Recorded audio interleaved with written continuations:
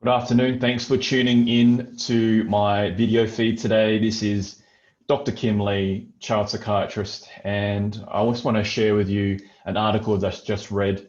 And these live videos, they help me to reinforce what I've just read because I have to explain to you what I've just read. So that not only helps you understand gaming disorder much better, but it also helps me to retain the information. So this is a great learning experience for me. So today I want to talk about this article here. It's talking about the risk factors associated with internet gaming disorder in Spanish teenagers. It was published this year. They went to the Canary Islands of all places, which I had no idea where it was in the world. It's actually off the coast of Africa, near Morocco, just below Spain. And they looked at 1,000 teenagers on the Canary Islands, and they gave them questionnaires in the whole classroom, so 30 students at a time. And they looked at teenagers up to the age of 18. The most interesting aspect is that they did what's called a social skill scale. So they looked at the ability for the kids to be able to be assertive in social situations, to approach other people in social situations. And most importantly, they looked at the teenager's ability to say no. And I think this is a common scenario for a lot of families. A lot of parents have difficulty setting limits for their kids and saying no to their kids in terms of setting time restrictions on their gaming. But also the teenagers themselves might have difficulty saying no to the next game, saying no to their teammates, saying no in general, and being assertive. So that ability to resist, it comes back to that marshmallow test, for example. I talk about the marshmallow test a lot with families. It's a particular study where they offered young children around the age of 4 a marshmallow, but if the child said no and they didn't touch the marshmallow, didn't eat it, they would get 2 marshmallows at 15 minutes. So that ability to delay gratification, the ability to say no, is really a powerful, powerful skill. And that kids who have low social skills, they lack social skills, they lack the ability to say no, are more likely to have internet gaming disorder symptoms. So let's share my screen today. I'll just share with you the actual study. So they looked at the hypothesis of three general hypotheses. The first one is the comorbidity hypothesis.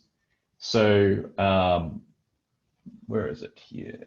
Looking at, here we go, comorbidity. The comorbidity hypothesis is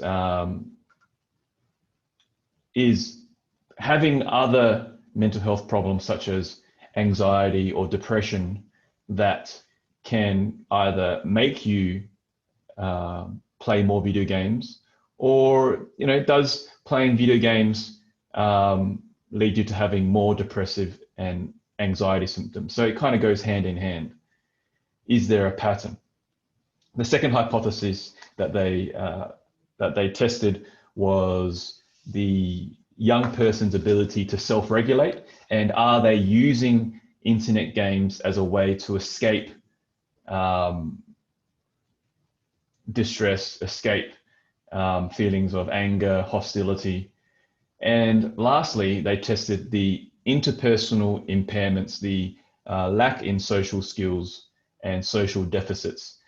Does your ability to be assertive in social situations make it difficult for you to stop playing video games? And that's what they found. So the other really interesting things that they found in this particular article, and I'll link this article, is that they found that self-esteem, having good self-esteem, a good sense of your self-identity and interpersonal well-being was actually protective and led to less internet gaming disorder symptoms. And they used the DSM-5 9 criteria for internet gaming disorder. And if you had 4 of the symptoms, then you were more likely to have problem gaming. And if you met 5 of the symptoms, you would be considered addicted to internet games. So, we're looking at things like withdrawal, tolerance, increased priority of gaming over other activities, loss of control, lying and stealing to game, those kinds of symptoms. Now, they also looked at emotional intelligence. So if you had low emotional intelligence, then you were more likely to use gaming as a way to escape. They also commented that boys particularly had 2 to 3 times more likelihood to have gaming disorder symptoms than girls.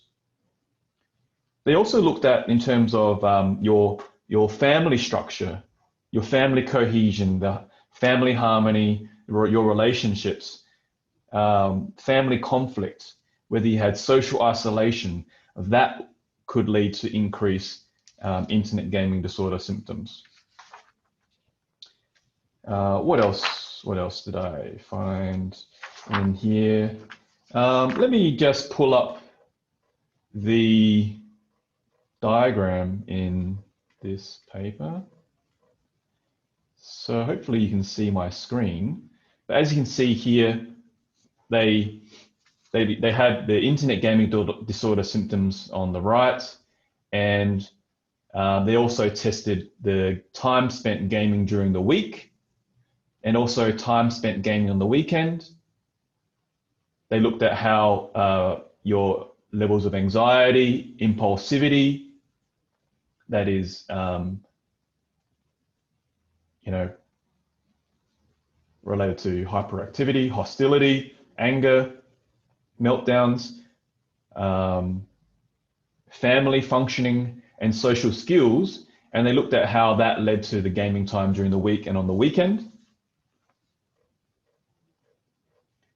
And they looked at, things like stopping interactions, your ability to say no. And they found out that in the internet gaming disorder, excessive IGD group, they scored highly on their ability, their difficulty to say no in social situations. I hope this is all making sense.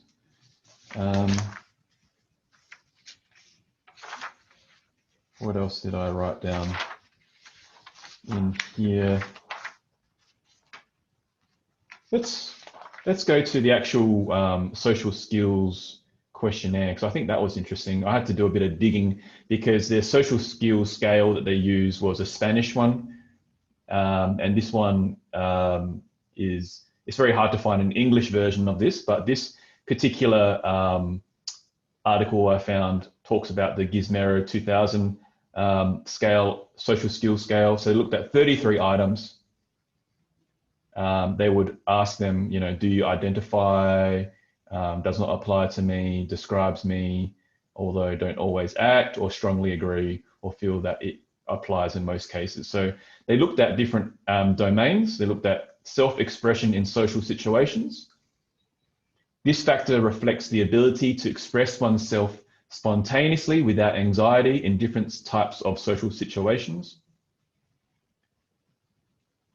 And that is related to your ability to express opinions, feelings, and responding to questions. Your defense of one's right as a consumer. Looking at assertive behavior in front of strangers. So for example, you go to the shops, you buy a lolly, you get shortchanged. Would you tell the cashier that you got shortchanged? So these are important social skills that you should be, encouraging your child to develop in their, childhood years, and hopefully that'll get onto their teenage years. Expression of anger and displeasure. This factor measures how to avoid conflict or confrontation with others. So, you know, do you clash with people, pretty much? A high score indicates the ability to express anger or negative feelings as justified, or disagreeing with others when necessary. So they're saying that, you know, anger and displeasure is not a bad thing. And if you do get annoyed, if you do disagree with someone, are you okay with letting them know? If you lack that skill, then you might play more games because you feel unhappy losing a game, or you clash with your teammate, and you want to play again because you want to undo that feeling. Saying no or cutting interactions. I thought this was interesting. This factor reflects the ability to cut interactions that one does not wish to maintain. This is a very common scenario, and I experience this when I play online games, is that you play with other people. You might be competitive, but most of the time you're more likely to be cooperating with people.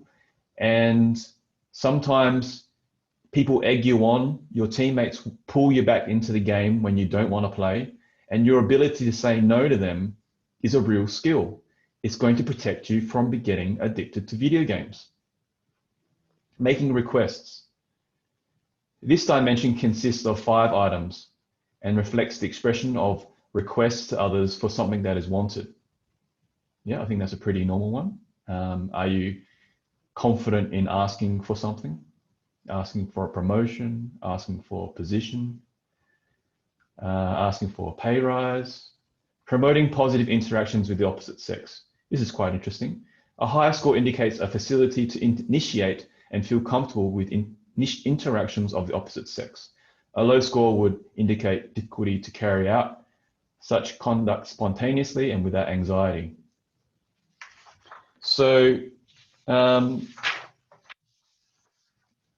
yeah, I think that's all I wanted to say about this particular study. They did say that all of the hypotheses were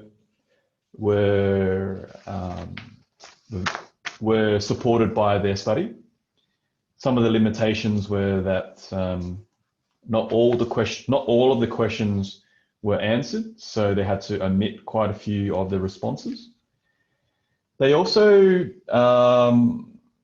said that there was a gender difference.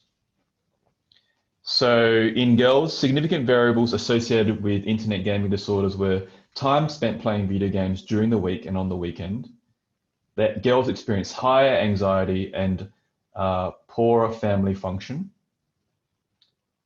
In boys, the direct associations were between higher anxiety and hostility, social skill deficits, and time spent gaming on the weekend. So if your son is playing longer hours on the weekend, they have more worries, or they're more hostile, or they don't have those social skills, they're more likely to have internet gaming disorder symptoms.